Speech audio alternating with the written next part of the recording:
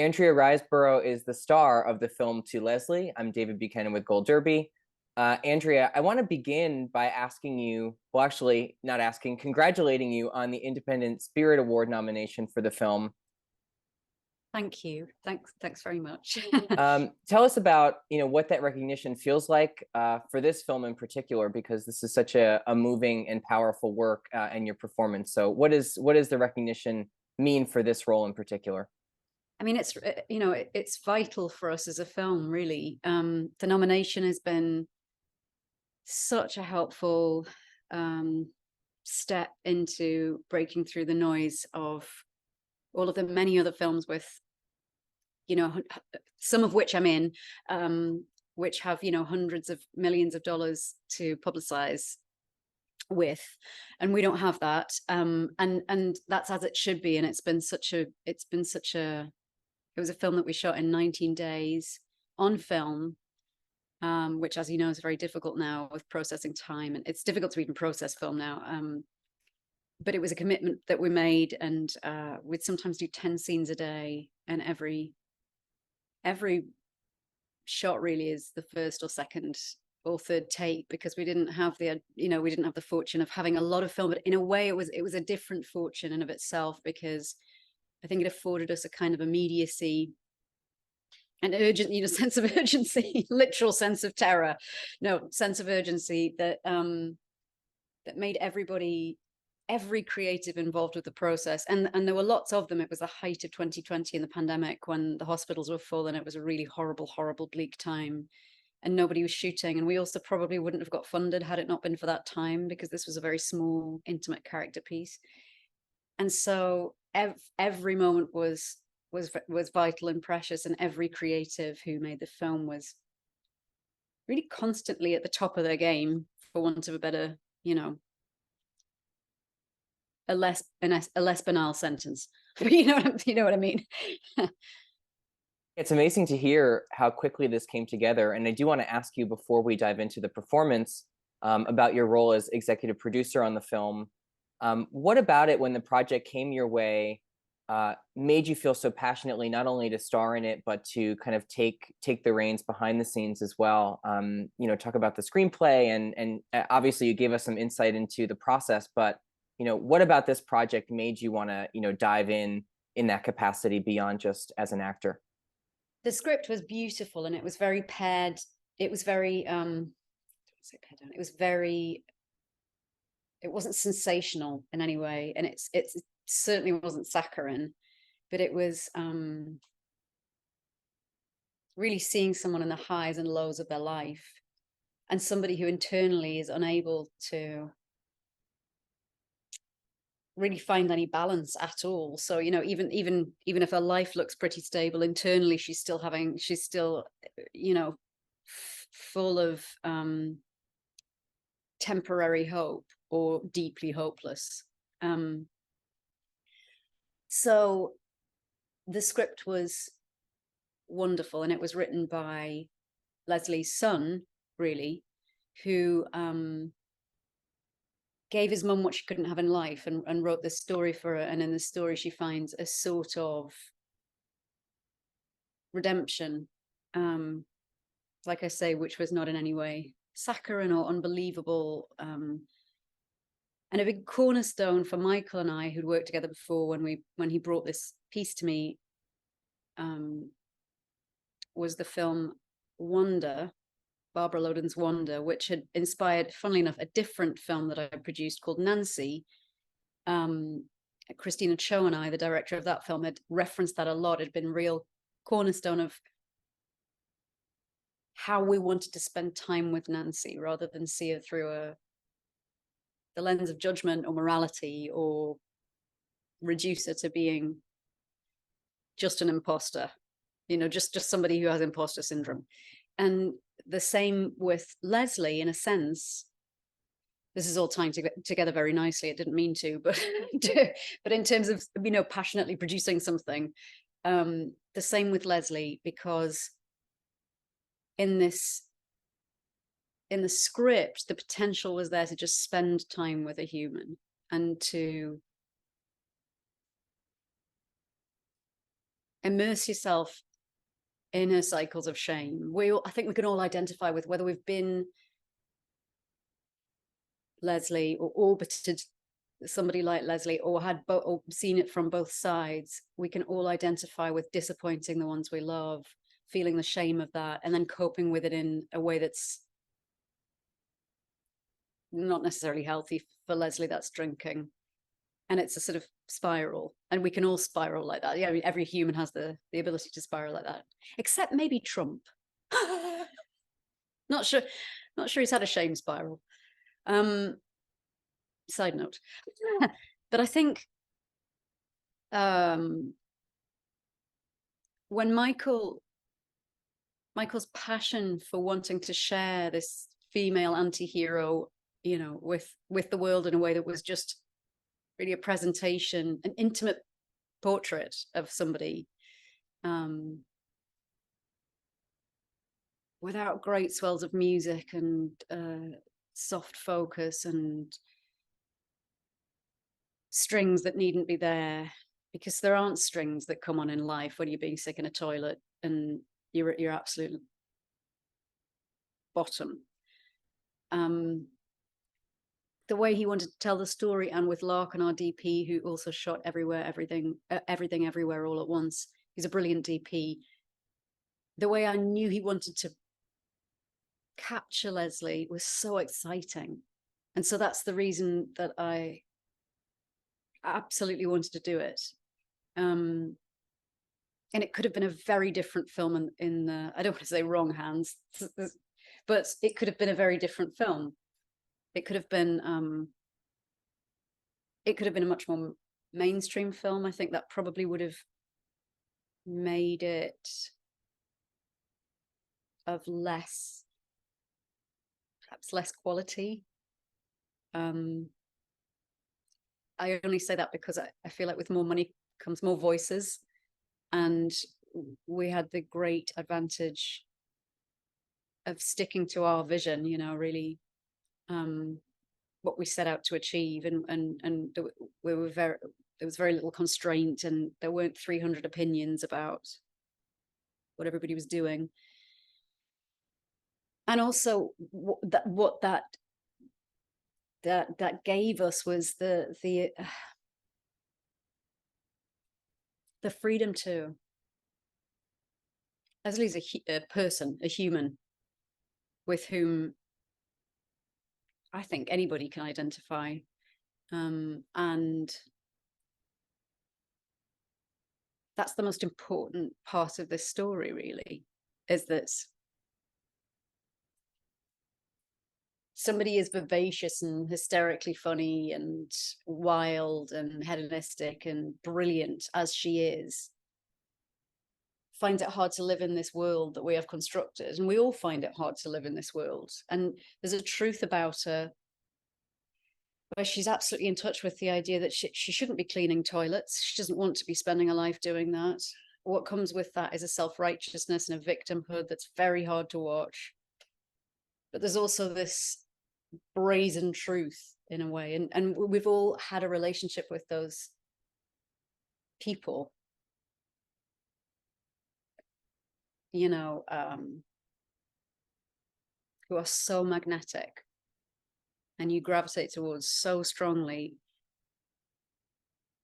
and you can destroy yourself around them as well in an effort to fill that negative space inside them, that hole inside them that's just, it's not possible to satiate. It doesn't matter what you put in it, what substance you put in it. And we all of us have our own addictions. You know, some people are addicted to people, and some people are addicted we all have our own, I don't know what, I think the term is isms. We all have our own isms, but I'm sure on a spectrum, everybody has something, but it felt like an important time to tell the story. And we told it at the height of 2020, like I said, in a really difficult situation. But what that gave me when I was playing Leslie is that I was surrounded by people constantly, in the way that she would be in a bar and totally alone, you know. I was seeing my other half, Kareem, here and there. But I mean, even when even with Michael and Larkin, who are covered in masks and face shields and everything else, and our supporting artists who were brilliant. There were so many of them, and we had to be so careful, and we didn't have one single case of COVID actually on set, which was amazing. Everyone was so vigilant. It felt deeply lonely to be in a crowded room and really unable to have any sort of intimacy. So the film then ends up being that the relationship is kind of between Leslie and the audience. That's really fascinating, because I think we had a lot of that in 70s cinema, you know, and you get that quality on film. Anyone who's a sort of geeky in any way about film understands that when they see film, there's a different quality, which we can convey as actors and creatives through that medium. It's different to digital work, and it's not endless. It's not like an endless resource either. So, you know, you don't just keep rolling and go over and over, and it's a sort of precious commodity in of itself. You're committing something to. It's almost like, in a sense, doing theatre, where you can never take back that one performance, which sounds horrible and dreadful, but you can't, and it's a special moment, and you have that rapport with the audience, and it'll never happen again. And film is similar to that in a way. Yeah, let's dive into the performance aspect. You were talking about the spiral, you know, just kind of watching someone spiral and so full of life and vivacious, that can't quite fit. It is your performance is so full-bodied and full-hearted, and just so soulful. I mean, it must have taken so much to bring the character to those places. I wanted to know, what was your preparation process like? I mean, you see it on the page of the screenplay. So before you started production, how did you really get yourself prepared to take Leslie and to take your own body, you know, and heart to those places? Do you know, it was a bit of a marathon, because we'd been preparing this for, I think, a couple of years before we shot it. We had this opportunity, as I say, in the pandemic, and these things pop up. And as you know, with financing, it's such a transient thing that if you don't take advantage of it sometimes, you know, that's why people often back the wrong horse, I think, you know, like make the wrong partnerships and then regret it later, because it takes such a lot of money to make film. It's a very expensive art form, and there's not a huge amount of profit comes from it, you know. So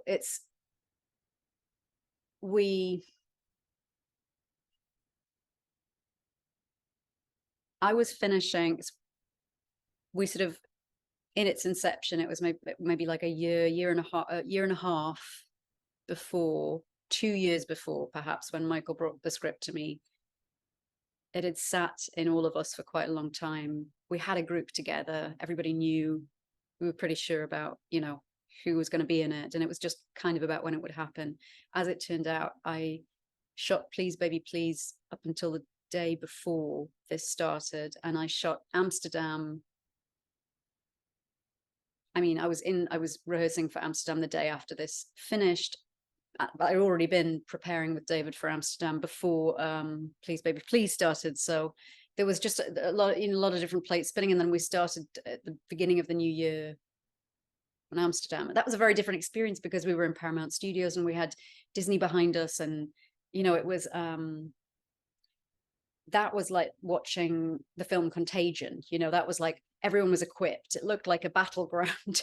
You know, Paramount was taking it very seriously in all the best ways. It was like a well-oiled machine, because there was lots of money behind it. And our experience on To Leslie, we had a brilliant COVID team, but it was so bare bones, and we had to be just so utterly careful at all times. And we were shooting on the sides of roads and in motels, and we shot it not in Texas, but in LA, because we couldn't actually get to Texas at the height of the pandemic, obviously. And we wanted to do it safely. It was great. We managed to provide loads of jobs at a time when people really needed them in the film industry. And we shot in Lancaster and downtown LA, and the production team were amazing. But in terms of my preparation, it happened so far before the fact. Sort of, and now it's strange because having done things before and after it, I'm now processing what we did back then so far after the fact, which is something very strange about being an actor, which a filmmaker doesn't really have the same experience with. You know, they kind of birth this thing and they stay with it. They often do other things, but it's, you know, it's that one process, and then they bring it into the world, and then they spend all this time understanding how the world receives it. And for us, we're always dotting around in different headspaces. And the way we were shooting it, to speak to your question, the way we were shooting it in terms of, you know, what was demanded emotionally was bonkers. I mean, it was, you know, we were doing 10 scenes a day. I haven't thought of this. I don't know whether that's a bad or a good thing, but people have said it a few times in all sorts of different stages of intoxication, I suppose, which is true. But for me, I'm so clear about where she is in each of those moments that it wasn't something that it's something I no longer needed to map out or plot out. Or, I mean, it was so in the bones of me by the time we got to doing it. But it was definitely a switch. And I would say that when I finished it, I was pretty broken. I was pretty broken. We finished on Christmas Eve, freezing cold somewhere outside, all of us. And it had been such an insane experience for the crew, as much as anything, because everybody has a Leslie, or has been one, or has both perspectives. And there was so much catharsis, really, for everybody who was involved in that film. It's very difficult to say goodbye on Christmas Eve. There's a moment in the film that Leslie references having had beautiful Christmases when her son was little. And really, if there's any sort of thing that's going to fill that void that I was talking about before, it's that. It's the love for a son and the memories. And that's what I think what makes the film worth making and beautiful, is that Ryan was able to express that through film in a way that sometimes we can't live out in life. You know, we think about saying things to those that we love all the time, don't we? But we don't necessarily always voice them. Absolutely. I do have to let you go. I could talk to you for much longer about the film and the beautiful performance, but I do have to let you go. Andrea Riseborough, congratulations on the film. Thank you so much for spending some time with Gold Derby today. Thank you very much. Thanks for having us.